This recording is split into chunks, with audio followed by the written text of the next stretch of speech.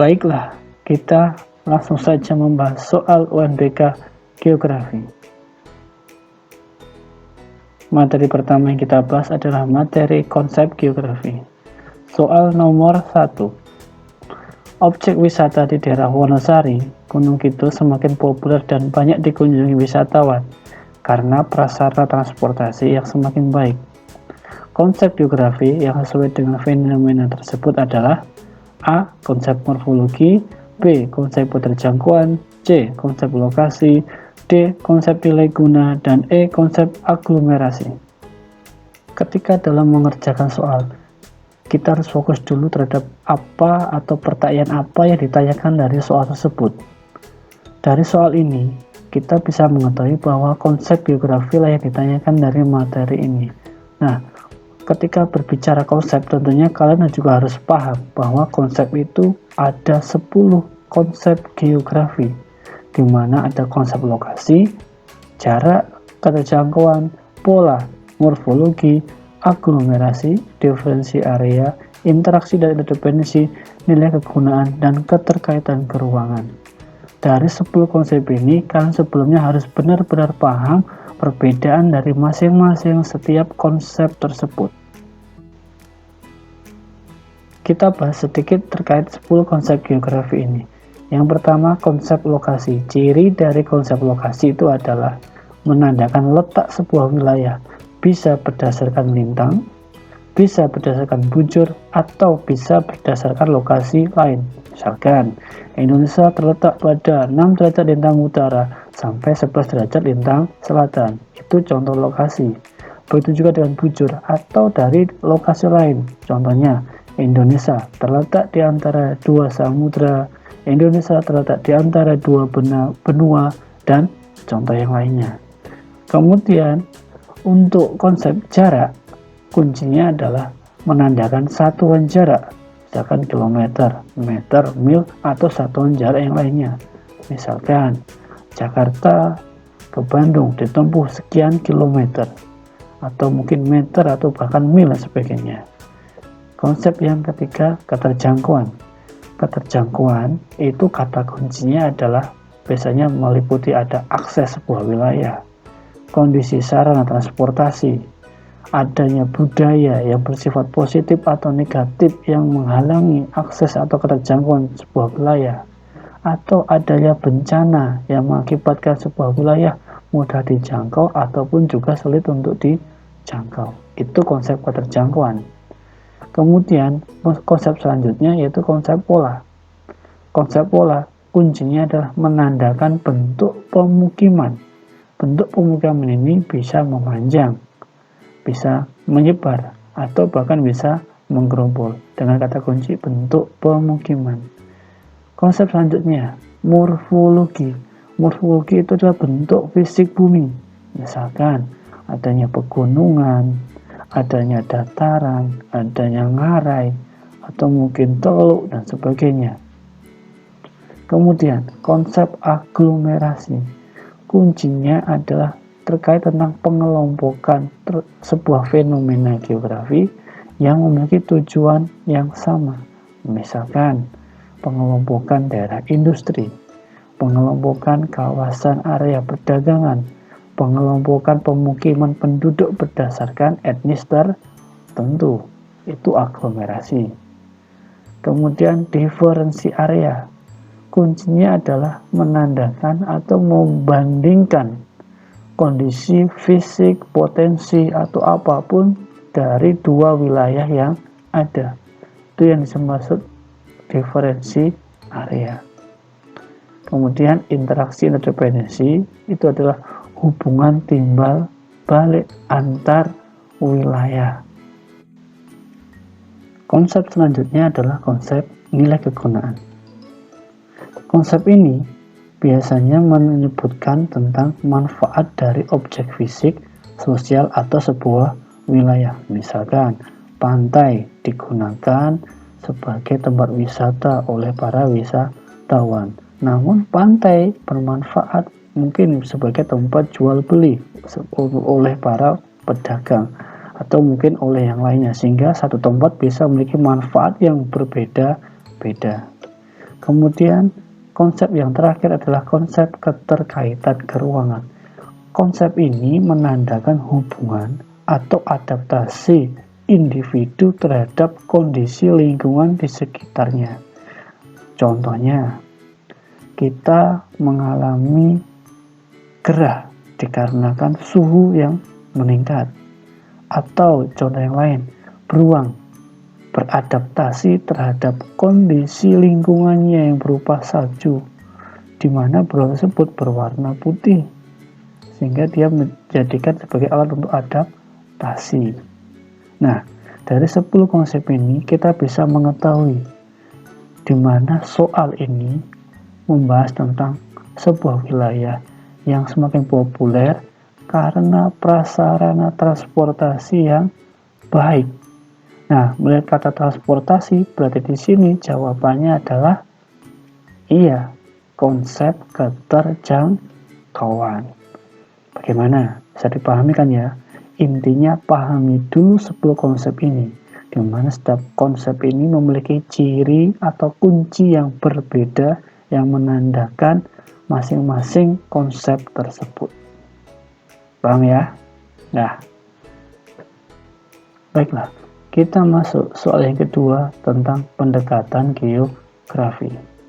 Soal nomor 2. Banjirop menggenangi wilayah Semarang Utara disebabkan karena aktivitas manusia yang mengubah lahan tambak, rawa, dan sawah yang dulu secara alami dapat menampung pasang air laut telah menjadi lahan pemukiman. Pendekatan geografi yang tepat untuk menganalisis masalah tersebut adalah A. Pendekatan spasial, B. Pendekatan ekologi, C. Pendekatan regional, D. Pendekatan keruangan, dan E. Pendekatan kewilayahan. Dari soal terkait pendekatan geografi ini, kira-kira jawabannya apa? Nah, tentunya kalian harus tahu dulu dan paham dulu, bahkan ingat, di mana pendekatan geografi itu ada 3. Yang pertama, pendekatan keruangan atau disebut juga spasial. Ada pendekatan ke lingkungan atau disebut ekologi, dan ada pendekatan kompleks wilayah atau regional. Nah, dari soal ini, dari optionnya seharusnya bisa menjawab tanpa mungkin harus memahami dulu, tetapi kita bahas dulu perbedaan masing-masing pendekatan ini. Yang pertama, ketika bicara keruangan, ciri utamanya itu yang paling dasar adalah meliputi atau hanya terdapat di satu lokasi saja. Satu lokasi saja. Jika soal tersebut menyebutkan lebih dari 2 lokasi, bisa dipastikan bahwa itu bukan pendekatan keruangan. Ingat, satu lokasi. Yang kedua, fenomena dari soal tersebut itu adalah fenomena sosial atau alam. Saya ulangi, atau. Kenapa kok atau? Berarti fenomena yang ditampilkan di soal tersebut hanya fenomena sosial saja atau fenomena alam saja. Contohnya, banjir. Itu fenomena alam. Atau mungkin kepadatan penduduk. Itu fenomena sosial. Jadi, kunci dari pendekatan keruangan itu adalah yang pertama satu lokasi, dan kedua fenomenanya fenomena sosial atau alam. Itu ya. Lanjut, pendekatan ke lingkungan. Ciri yang pertama, di mana terdapat di satu atau lebih lokasi, sehingga wilayah yang ada di soal tersebut bisa satu atau lebih. Kalau keruangan hanya satu. Ciri yang kedua, di mana terdapat fenomena sosial dan alam. Dan itu kata kuncinya, di mana harus ada fenomena sosial dan alam. Kalau keruangan itu hanya sosial atau alam saja. Bisa membedakan ya, lokasinya berbeda, fenomenanya berbeda. Terus pendekatan yang terakhir adalah kompleks wilayah. Ciri utamanya minimal terdapat dua lokasi yang berinteraksi. Dua lokasi yang berinteraksi. Misalkan ada dua lokasi tapi nggak berinteraksi, bisa saja itu bukan pendekatan kompleks wilayah. Ciri yang kedua berupa tata ruang. Perencanaan wilayah, perencanaan tata ruang, pembangunan lokasi, dan sebagainya. Nah, silakan dilihat dan diamati ciri-ciri dari masing pendekatan ini ke ruangan, ke lingkungan, dan juga kompleks wilayah. Sekarang kita aplikasikan di soal. Kita lihat dan kita pahami di soal. Pertama, lihat dulu lokasinya ada berapa. Oh, di sini lokasinya hanya ada satu, yaitu di Semarang, satu wilayah saja. Berarti jawabannya antara ke ruangan dan ke lingkungan. Karena kompleks wilayah minimal dua lokasi. Kita cari fenomenanya, sosial atau alam, atau sosial dan alam. Banjirop, fenomena alam. Aktivitas manusia, fenomena sosial. Berarti di sini terdapat di satu wilayah ada fenomena alam, ada fenomena sosial, sehingga bisa dipastikan jawabannya adalah pendekatan ekologi atau ke lingkungan. Itu cara menjawab soal pendekatan. Lihat lokasinya ada berapa, lihat fenomenanya apa saja. Itu kunci dari menjawab soal pendekatan geografi. Bisa ya? Soal yang ketiga, materi prinsip geografi. Kita baca dulu soalnya.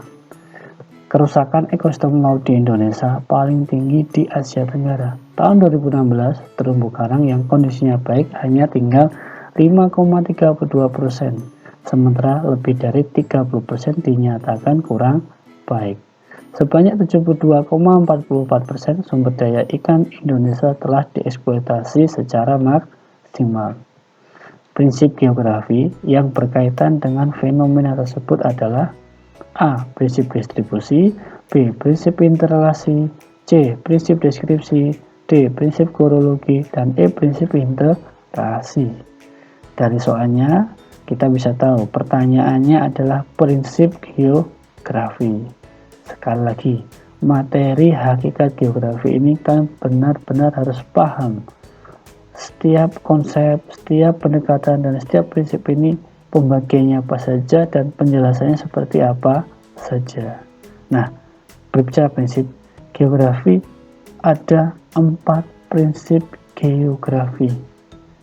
Apa saja? Masih ingat? Yang pertama, prinsip distribusi, prinsip interrelasi, prinsip deskripsi, dan prinsip korologi. Ini 4 prinsip geografi. Dipahami. Kita bahas satu-satu ciri-cirinya saja, ciri-ciri utamanya. Kita mulai dari korologi. Korologi itu intinya gabungan semua prinsip, baik itu distribusi, interrelasi, dan deskripsi. Nah, apa saja distribusi itu? Distribusi kuncinya adalah penyebaran, di mana tidak merata. Di mana penyebarannya secara tidak merata. Itu 2 kunci dari prinsip distribusi. Sedangkan interrelasi itu adalah sebab akibat. Jadi ada hubungan sebab akibat. Misalkan hutan gundul karena penebangan sawah, banjir karena pembuangan sampah, gunung vulkanik mengakibatkan lahar dingin, dan lainnya. Kemudian prinsip deskripsi itu biasanya berupa penjelasan, baik berupa data angka, tabel, peta, atau diagram. Itu 4 prinsip geografi. Ketika sudah paham 4 prinsip itu apa, maka kita lihat soalnya. Nah, kira-kira apakah tentang penyebaran, sebab akibat, penjelasan, atau gabungan semua prinsip? Dari bacaannya ini didominasi tentang yang namanya angka-angka atau istilahnya penjelasan. Dengan kata lain, prinsip ini bisa kita jawab bahwa ini adalah prinsip deskripsi berupa penjelasan, karena itu ada berupa data angka atau penjelasan dari kondisi kerusakan ekosistem laut di Indonesia. Sekali lagi, dipahami dulu, dibaca lagi terkait materi hakikat geografi ini, konsep, pendekatan, dan prinsip geografi. Nah, lanjut. Soal selanjutnya, aspek geografi. Adalah soal nomor 4. Fenomena geografi, ada gletser, air tanah, rawa, pemukiman, pasar. Kajian geografi fisik terdapat pada angka. Nah, kita harus paham dulu bahwa ketika ada kajian geografi fisik, itu adalah materi aspek. Aspek geografi ada dua, ada aspek fisik atau alam, yang meliputi atmosfer, hidrosfer, litosfer. Dan yang kedua ada aspek non-fisik atau sosial, yaitu berupa antroposfer atau penduduk. Kita lihat fenomenanya. Ada gletser, tahu ya, gletser, longsoran, salju, dan sebagainya itu, air tanah, rawa, pemukiman. Kita cari mana yang berupa fisik. Gletser, fisik, air tanah, fisik, rawa, fisik, pemukiman bukan, pasar juga bukan. Sehingga jawabannya adalah 1, 2, dan 3, yaitu yang A. Nah, saya rasa aspek ini seharusnya bisa, karena pertanyaan yang relatif mudah di materi geografi. Soal selanjutnya tentang konsep peta. Nah, ini termasuk soal konsep peta. Ini ada soal di mana Halwa mendapat tugas dari guru geografi untuk membuat sketsa perjalanan dari rumah ke sekolah dengan rinciannya. Banyak tipunya ya. Dimana dengan kriteria 1, dari rumah menuju ke arah azimut sejauh 50 meter. 2, kemudian berbelok 45 derajat sejauh 500 meter. 3, kemudian berbelok 90 derajat sejauh 1 km. 4, dan kemudian berbelok 225 derajat sejauh 500 meter. Sketsa yang sesuai dengan pernyataan tersebut adalah. Nah, dari soal ini kita pahami yang pertama adalah terkait dari rinciannya. Di situ ada 4 rincian. Kira-kira gambar yang mana yang sesuai dengan pernyataan tadi.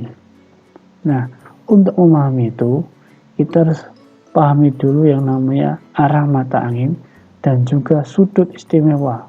0 derajat, 90 derajat, 45 derajat, sampai 360 derajat. Nah, kita pastikan dulu ketika membuat arah, yaitu harus paham di mana titik tengahnya. Katakanlah ini adalah rumah Halwa tadi. Di sini soal yang pertama disebutkan dari rumah menuju ke azimut sejauh 750 meter. Kita tahu azimut itu adalah arah utara. Dengan kata lain, ketika menuju arah azimut adalah menuju arah utara atau 0 derajat. Jadi azimut atau utara itu nilainya 0 derajat.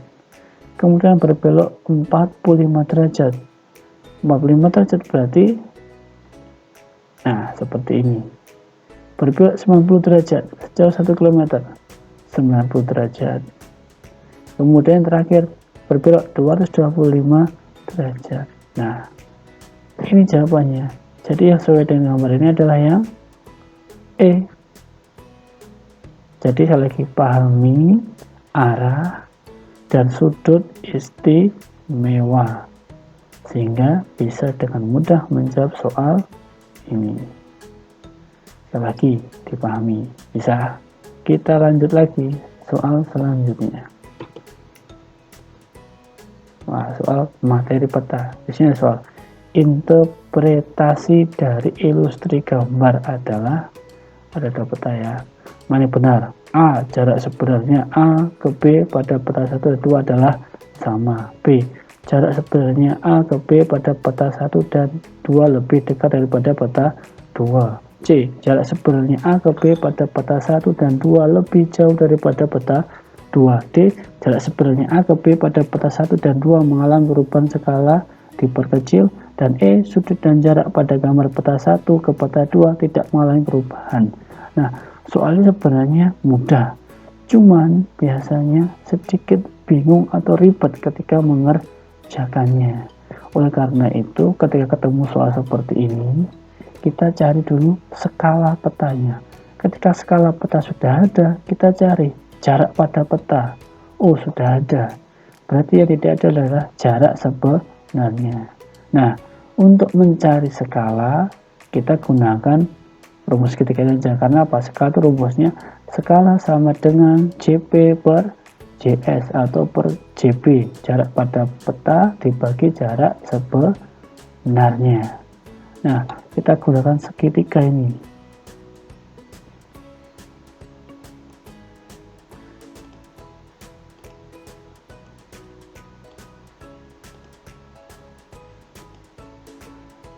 Ini rumus dasarnya. Ini jika mencari skala peta. Nah, mungkin rumus ini sudah familiar sekali sehingga tinggal diaplikasikan. Mencari skalanya, mencari jarak pada petanya, atau mencari jarak sebenarnya. Setelah dihitung, diketahui jarak skala peta 1 adalah 12 juta. Jarak peta 2 adalah 12 juta. Sehingga jarak peta 1 dan peta 2 jarak sebenarnya adalah sama. Sehingga kita bisa tahu jawabannya adalah A. Jarak sebenarnya A ke B pada peta 1 adalah sama. Sekali lagi, cari skalanya, cari jarak pada peta, dan cari jarak sebenarnya. Kalaupun jarak sebenarnya itu tidak ada, kita harus pahami juga yang namanya konsep skala, di mana skala kecil maka angka skala besar, skala besar maka angka skala semakin kecil. Contohnya peta 1 angka skalanya 1/3 juta, peta 2 angka skalanya 1/1 juta. Maka peta 1 dan peta 2 lebih besar peta 2 karena angka skalanya kecil. Sedangkan peta 1 angka skalanya besar. Itu konsep dari soal seperti ini. Ya, sekali lagi, mungkin agak bingung tetapi dipahami lagi mencari skala dan juga tentang konsep skala petanya. Soal ke-7, materi peta lagi. Ini ada soal mencari ketinggian titik B seperti pada ilustrasi gambar pada peta kontur, dan tanaman yang cocok diberikan adalah ada A, B, C, D, dan E. Caranya gimana? Ketika bicara peta kontur, kita cari dulu tentang CI atau kontur interval. Rumusnya CI sama dengan skala per 2000 kali penyebut skala. Karena di sini skalanya nggak ada dan ini sudah diketahui 2 titik, ya tinggal kita cari saja selisihnya. Ada berapa ruas ini? Oh, ada 4 ruas interval. Sehingga kita cari aja 350 meter kurangi 150 dibagi jumlah intervalnya tadi, dihasilkanlah 50. Jadi CI-nya adalah 50. Kalau sudah ketahuan CI-nya ada 50, ya tinggal dikurangi aja. 350 dikurangi 100 sama dengan 250. Dari mana 100 ini? Yaitu jarak dari titik 350 ke titik B. Ada 2 interval, sehingga jawabannya adalah B. Mudah kan ya? Nah, itu tadi 7 soal UNBK Geografi. Nah, mungkin untuk kali ini cukup dulu ya pembahasan soalnya. Jika ada hal yang ingin tanyakan, atau mungkin ada yang kurang paham, atau mungkin saya ada kesalahan, silahkan tulis saja di kolom komentar. Saya tunggu reviewnya ya. Terima kasih dan sukses untuk kalian semuanya. Oke.